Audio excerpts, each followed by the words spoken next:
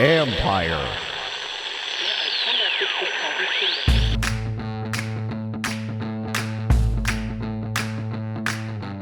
Hello and welcome to my podcast. Do me a favor, subscribe to the John Con Report wherever you get your podcast. You're watching on YouTube.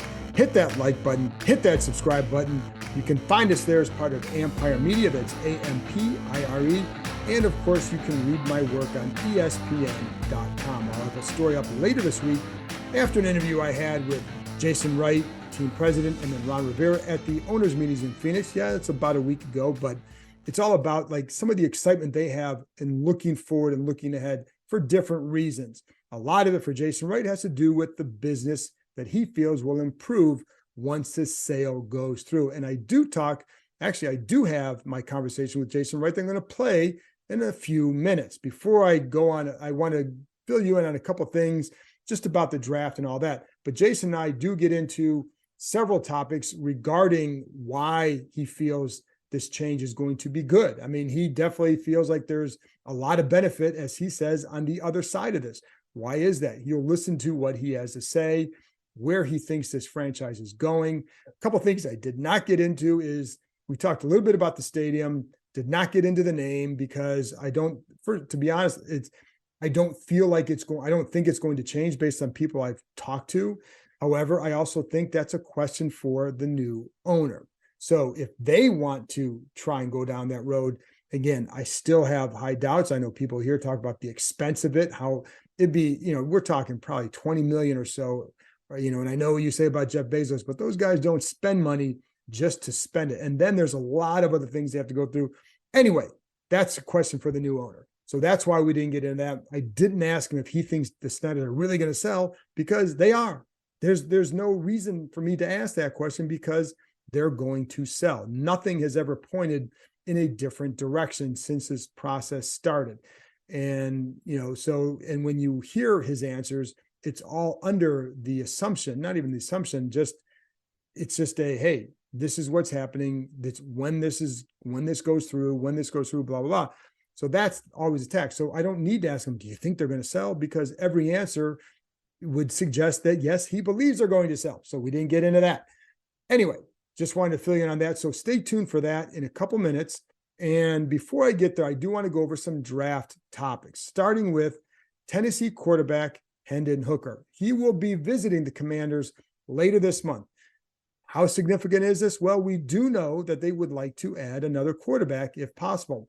We do know that Ron Rivera did not cut that off as a possible first-round pick.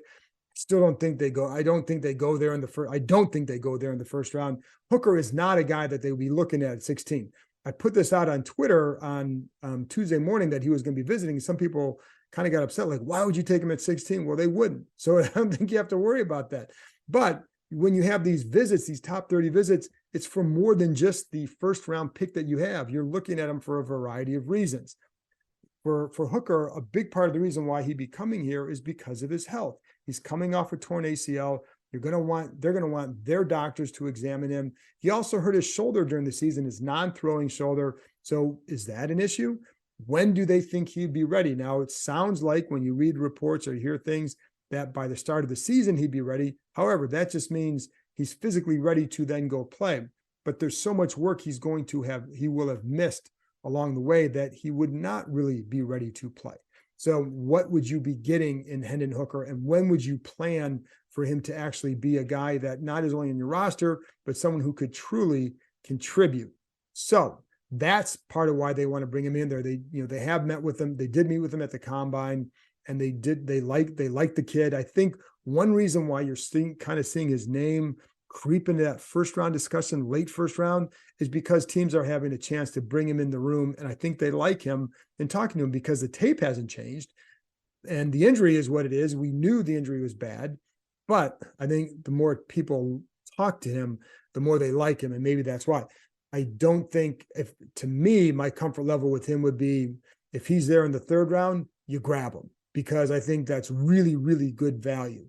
If you add a second round pick, I think late second round pick, then I would be tempted, because I think the sweet spot for him will be that I think if he's there in the third round, I'd be a little bit surprised but not completely, just because the injury makes this an unknown, and also his age. He's going to be 25 by the time the season starts. That's old for a rookie quarterback. So that's why I say, like, I would, if you add a second round pick, then I think you're looking at maybe a spot where he would make sense. And I think what they're kind of doing here is following that Ron Wolf philosophy. If you remember, the former Packers general manager, who was he believed that you should draft a quarterback, not necessarily every year, but he certainly did it every couple of years. And the reason why, and even when he had Brett Favre, I mean, first of all, it's how they eventually ended up with Aaron Rodgers, that philosophy, but also they got guys like Mark Brunell and all that they would end up turning into draft picks somewhere else, because they go out and play and they develop, and then they could use that player as a trade chip to get something else. So that's what you do. And if you just find a good backup, then you find a good backup, and you need that too.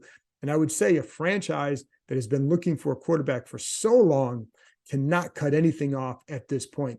But again, I think if you look at Hooker, it's really it wouldn't be really to push Sam Howell for this year if they went this route. And I'm just tight because we don't know. But at this point, it wouldn't be to push Howell this year. It's really to just get a guy in here because clearly they do like him, because they want him to come in. You wouldn't, even if you just wanted to check the health, you're not going to do that if you don't like him. So if Howell hits, then you're in good shape. And if he doesn't, then you have another guy that you think going forward might be someone worth watching, who would have represented really good value as another guy who would have gone, if Hooker doesn't get hurt, going to go in the first round. So probably, I know you never can say definitively, but based on what he was doing, I think it would make sense. Now, one little note, I'm going to interrupt for a second here. I did talk to Greg McElroy, ESPN college football analyst, about Sam Howell, about Hendon Hooker. I'm going to play that interview for you on Monday. But I just want to kind of give you a heads up, since I'm talking about Hooker. He had some things to say. He knows him very well from having covered some of his games, and he covered a lot of Sam Howell's games. So I think he gave really good insight about what he felt the Commanders should do with quarterbacks in this draft.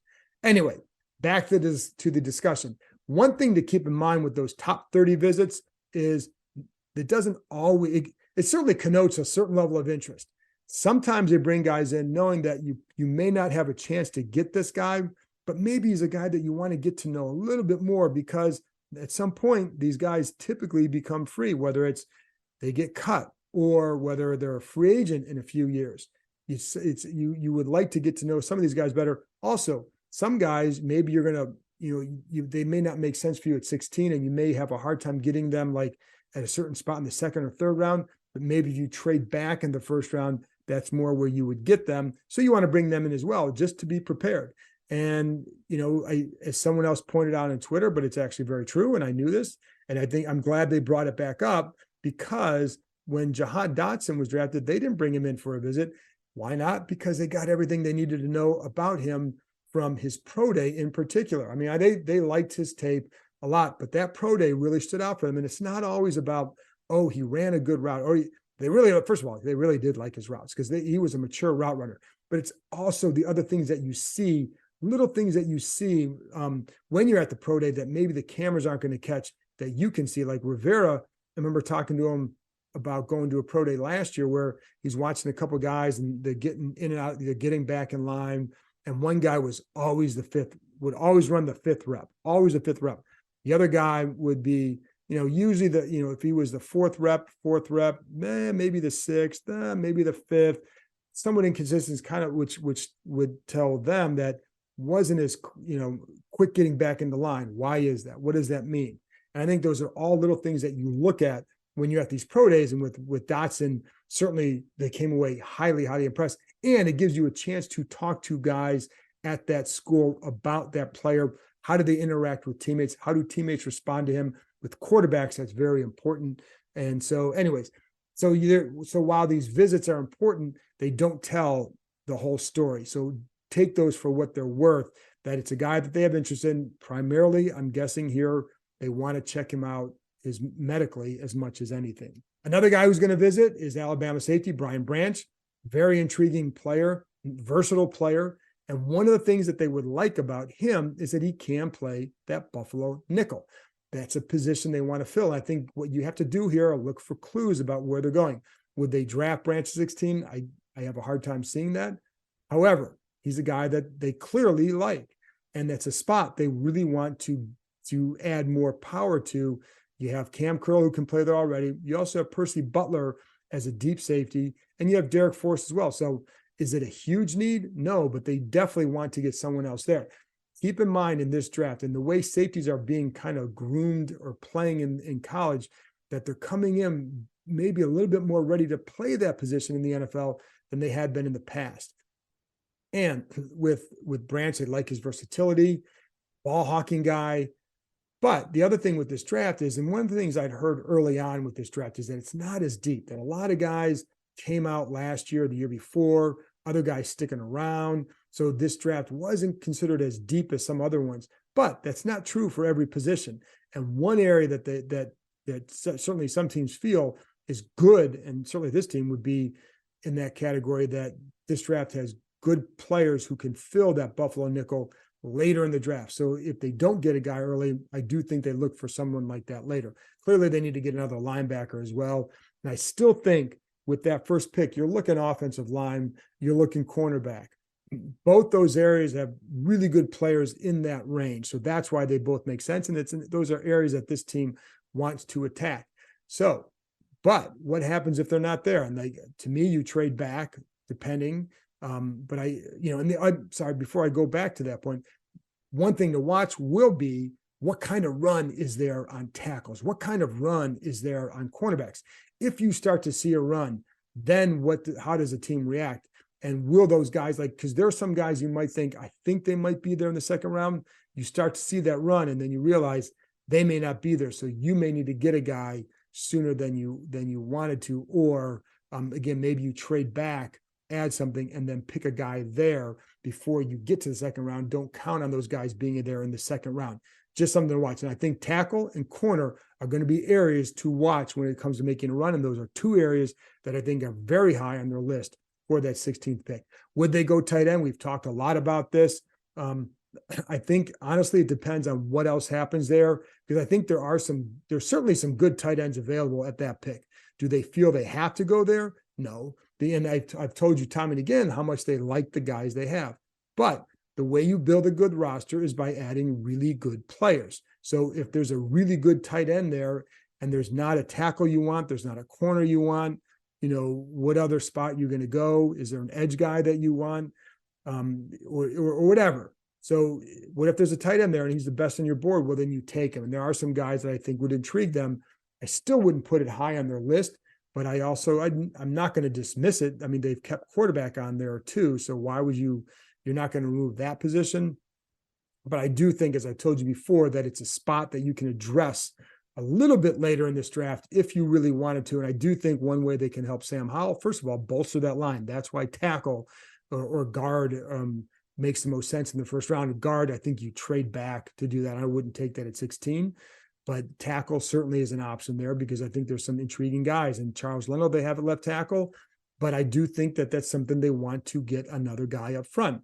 And maybe it's the guy who could go inside and play guard for the first year, right? And then you can move him out to tackle if you make a move with Leno. So it gives them some options, but I do think that offensive line is where they end up going.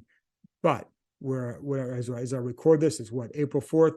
We still got a few more weeks before we know for sure which way I think they're going to go. But I would not, again, with tight end, would it shock me? No. But I do think there's other areas they'd like to address first. But what you cannot do when you're building a roster, and a lot of what we've heard of this offseason is roster building, is you do not you don't dismiss taking a good player just because you have some other young guys there.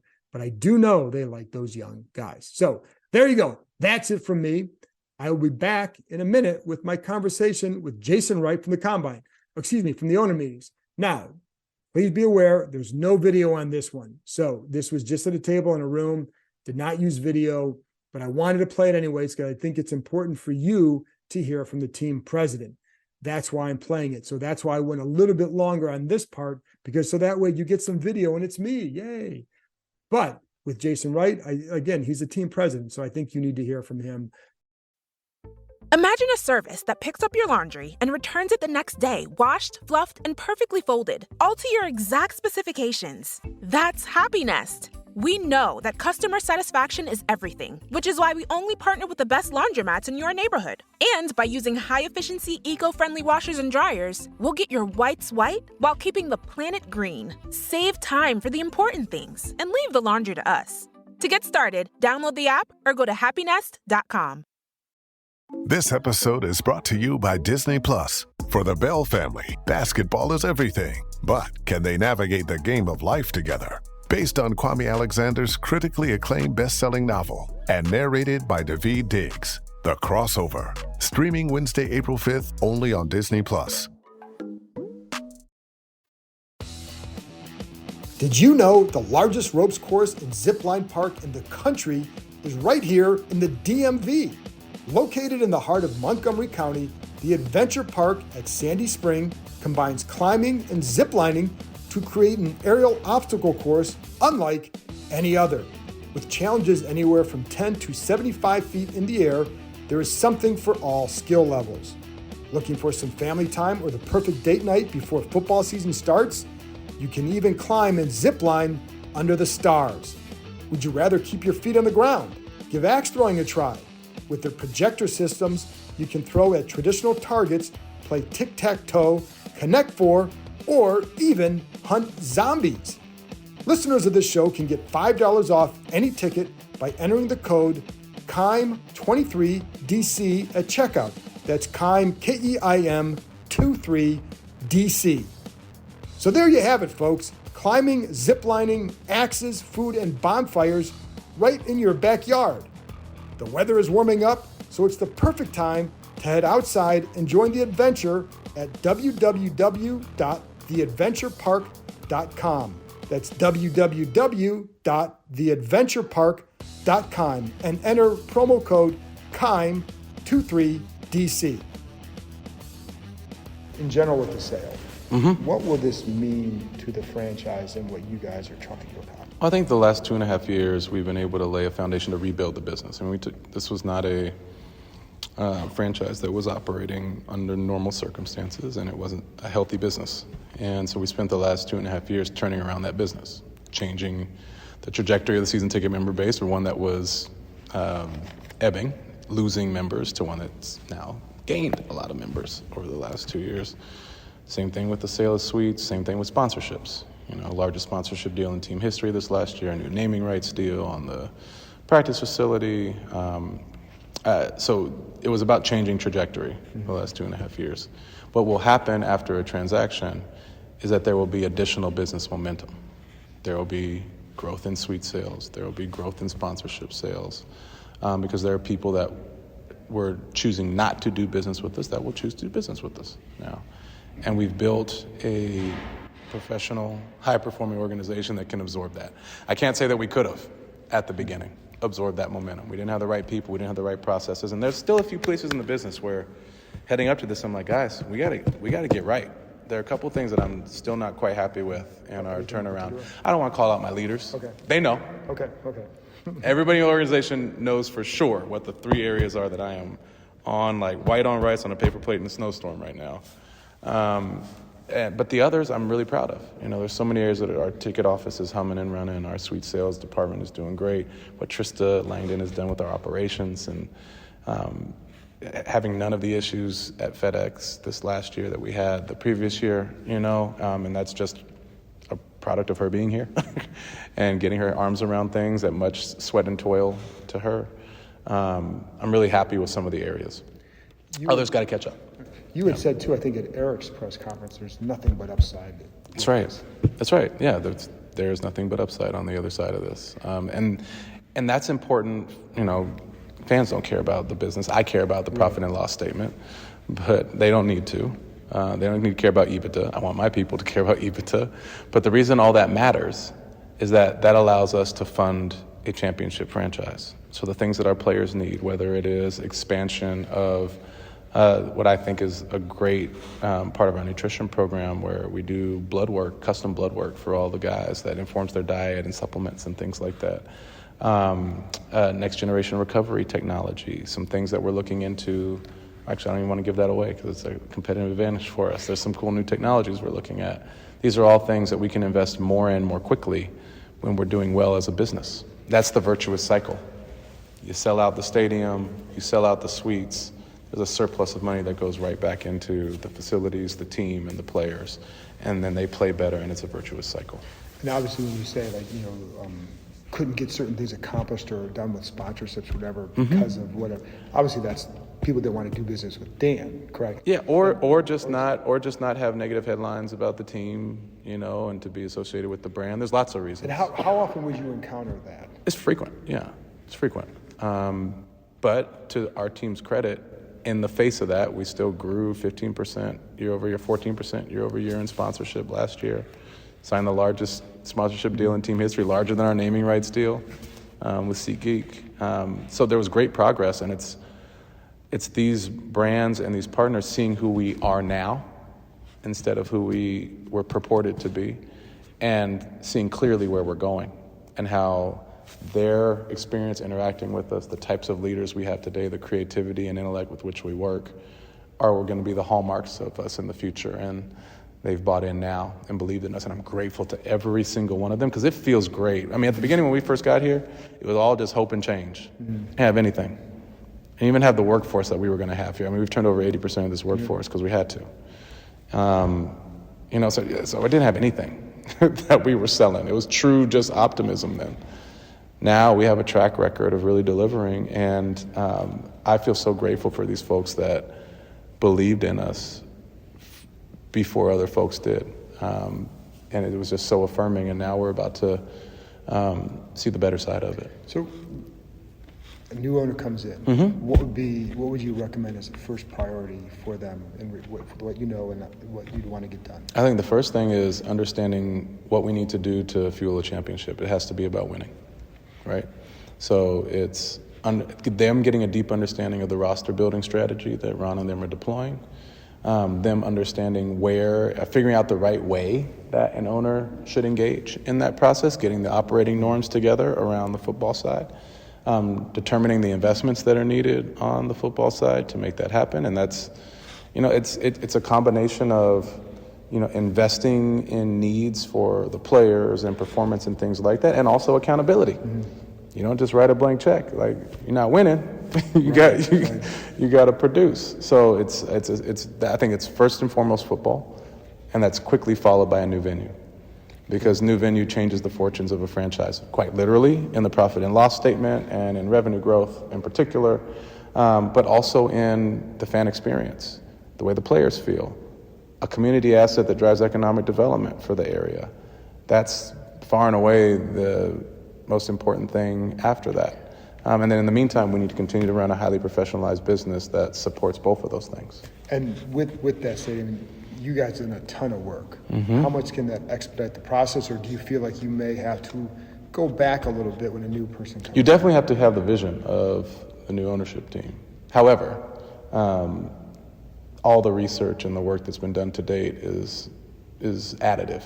It's not wasted. Right. It's not wasted. And so it's all beneficial and will allow us to move quickly.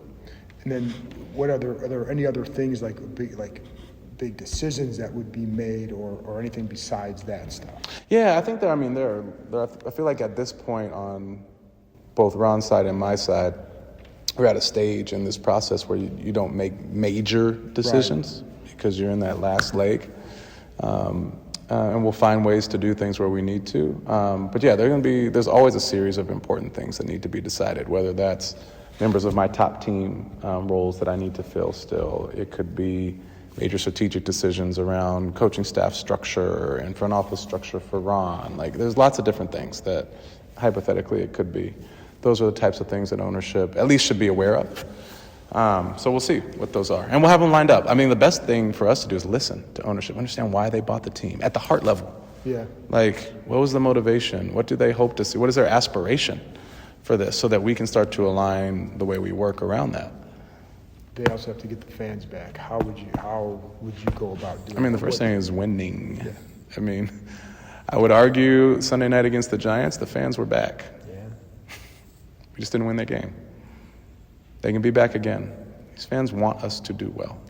Is there anything in addition to that, because of all that's happened, and I'm sure some fans are going to have like PTSD or whatever. Yes. So how can you move past that? Is it just time, or is there anything else that can be done when a new owner comes in to, again? I think I'm sure there are a lot of things that can be done. You know, there are ways that we can better highlight what we've been doing in the community.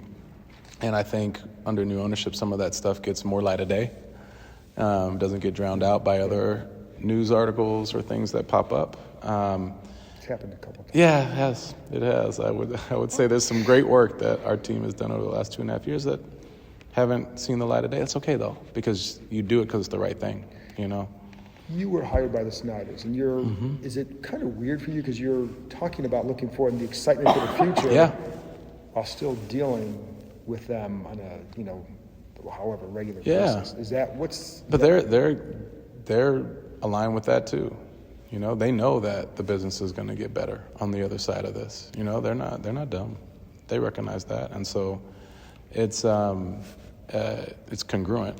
You know, and they want us to be successful as a franchise. They don't want us to fail. They're not going to sell the team like, ooh, I'm rooting against them. I'm turning into a Cowboys fan. No. Do you think they have accepted what they have to do? I mean, I guess they're at the point, but... Yeah, I mean, they're grown folks. They're grown folks. And so it's just the right thing to do at the right time. Like Lee Murray wanted to be world champion in the UFC. He just happens to be involved in the largest cash robbery in the world. He's definitely not sane. Showtime Sports presents the unbelievable true story about the MMA fighter who pulled off one of the largest heists in history. Huge amounts of money, armed gang, disguises, kidnapping. This is the sort of thing you see in Hollywood films. We'd never seen that for real. Catching Lightning, streaming Friday, April 7th, only on Showtime, streaming with Paramount Plus. Hi, I'm Ryan Reynolds. As owner of Mint Mobile, I couldn't wait to make my first commercial for Spotify listeners. I thought, I'll tell them to go to mintmobile.com/Spotify to get premium wireless for just $15 a month. Then I thought, they'll never believe the owner bragging, so I'll bring on a real Mint customer who knows it's premium wireless for just $15 a month. Then I thought, how will they know it's not just me acting as a customer? Then I thought, what if they don't think I'm a good enough actor to play a customer? Then I cried and went to bed the end. New activation and upfront payment for 3-month plan required. Taxes and fees extra. Additional restrictions apply. See mintmobile.com for full terms. And on Friday, I'll be back with Liz Clark from the Washington Post. She is retiring this week. Hell of a career for her. And she's obviously been an instrumental figure the last couple of years when it comes to coverage of the Commanders. And she did cover the Redskins back in the day. So wanted to bring her on to talk about that. And as I told you, I'll have Greg McElroy on Monday. Love talking to Greg. Fantastic insight into a lot of players. Really good. We talked for a little bit on Sam Howell. I think you're going to enjoy that. And I think he saw him play a lot, and he's got some good takes on him, and I think some honest takes on him, and he does like him. So there you go. Anyway, that's it from me. I appreciate you tuning in, and I'll talk to you next time.